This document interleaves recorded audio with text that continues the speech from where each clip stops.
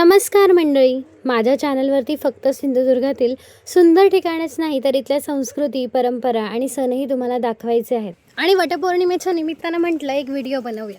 तुम्हाला सगळ्यांना सुद्धा आमच्या गावातील वटपौर्णिमेची पद्धत दाखवूया, म्हणून हा मिनी व्लॉग. तर व्हिडिओ शेवटपर्यंत नक्की बघा.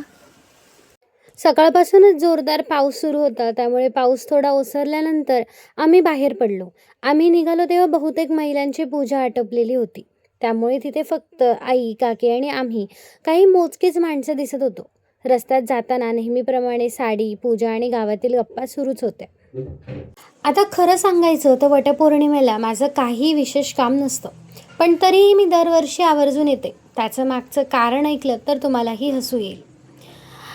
कारण म्हणजे पूजा सुरू झाली की ताट सांभाळणं, छत्री धरणं आणि घरातल्यांनी मला मोबाईल दिला असल्यामुळे सगळ्यांचे फोटो, व्हिडिओ काढणं ही जबाबदारी माझ्याकडे असते. पण एवढंच नाही, आणखीन एक कारण आहे. आता महाराष्ट्रात बऱ्यापैकी सगळ्याच ठिकाणी वडाची पूजा ही सारखीच पद्धतीने केली जाते. आमच्याकडे देखील तशीच आहे. म्हणजे हळदी कुंकू, 5 फळांचं वाण, काळे मणी ह्या सगळ्या गोष्टी ठेवून पूजा केली जाते. त्यानंतर वडाच्या झाडाभोवती 7 फेऱ्या मारल्या जातात व तेच दोरा देखील गुंडाळला जातो. आमच्या इथे काही जण वडाची फांदी तुळशीत लावून तिथे देखील ती पूजा केली जाते. आई देखील नेहमीप्रमाणेच रीतिरिवाजाप्रमाणे गवळदेवाकडे आमच्या वडाच्या झाडाकडेच आली होती. वडाचे पूजन केले व दोरा घेऊन वडाच्या झाडाच्या फेऱ्या मारायला लागली. तिथेच असलेल्या गवळदेवाच्या मूर्तीसमोर देखील आईने वाण ठेवलं, तुळशीकडे वाण ठेवलं. आता मी मगाशी म्हटलं होतं ना की मी इथे येण्यामागचं आणखीन एक कारण, ते म्हणजे की पूजेनंतर इथे वाणामध्ये ठेवलेली फळं, हो तीच फळं आम्हाला खायला मिळतात. आता ती फळं खाण्यामध्ये काही वेगळीच मजा असते. पूजा संपल्यावर तिथे ठेवलेली फळं मी आणि त्या एका छोट्या मुलाने घेतली. यात चुकीचं नक्कीच काही नाही आहे. चला, इथे येऊन थोडं का असे ना काहीतरी काम केलं आणि त्या कामाचं हे छान छान फळं मिळाली आम्हाला. एक नव्हे तर पूर्ण 5 प्रकाराची फळं मिळाली.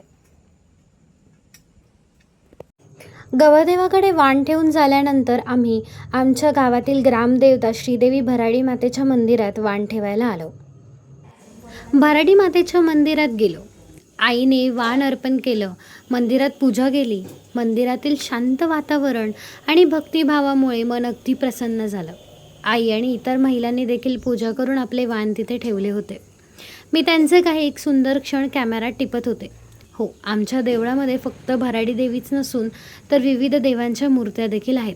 त्याचा एक परतीच्या वाटेवरून येताना देखील एक देऊळ लागतं, तिथे देखील आईने वाण ठेवलं व रस्त्यात येणाऱ्या प्रत्येक सुवासिनीला वाण देत होती. वाणांची देवाणघेवाण, शुभेच्छा आणि आपुलकीचा तो सुंदर क्षण मला पूर्णपणे रेकॉर्ड करता आला नाही, पण तो अनुभव मात्र मनात कायमचा साठून राहिला. तर असा होता आमच्या गावातील वटपौर्णिमेचा हा छोटासा पण सुंदर प्रवास. अशाच आपल्या संस्कृती, परंपरा आणि सणांच्या गोष्टी मी घेऊन पुन्हा भेटणार आहे. व्हिडिओ आवडला असेल तर लाईक करा, शेअर आणि चॅनलला सबस्क्राईब करायला विसरू नका. धन्यवाद.